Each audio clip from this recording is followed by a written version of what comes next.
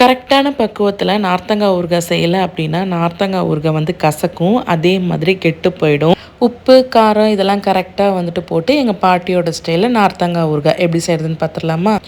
அதுக்கு 1 கிலோ நார்த்தங்காய் வந்து எடுத்திருக்கேன். ஒரு பழத்தை 8ஆக வந்து கட் பண்ணியிருக்கேன். இதே பெரிய பழமாக இருந்தால் சின்ன சின்னதாக வந்து கட் பண்ணிக்கோங்க. 50 கிராம் உப்பு வந்து சேர்த்துருக்கேன். நல்லா வந்துட்டு ஒன்றோட ஒன்றா நல்லா கலக்கி வச்சுக்கணும். 3 நாள் நல்லா வந்து ஊற வச்சு எடுத்தோம் அப்படின்னா இந்த மாதிரி சாஃப்டாகிடும். இந்த அளவுக்கு மேல் தோல் வந்து ரொம்ப சாஃப்டாக இருக்கணும். 1 டேபிள் ஸ்பூன் வெந்தயத்தை நல்லா வறுத்து பொடி பண்ணி எடுத்துக்கலாம்.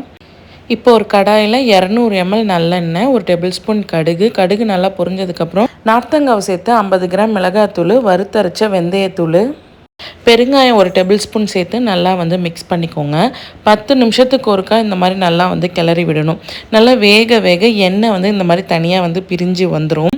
சூப்பரான நார்த்தங்காய் ஊறுகாய் வந்து ரெடி ஆயிடுச்சு. நல்லா ஆற வச்சு எடுத்து வச்சுட்டோம் அப்படின்னா 6 மாதம் ஆனாலும் கெட்டே போகாது.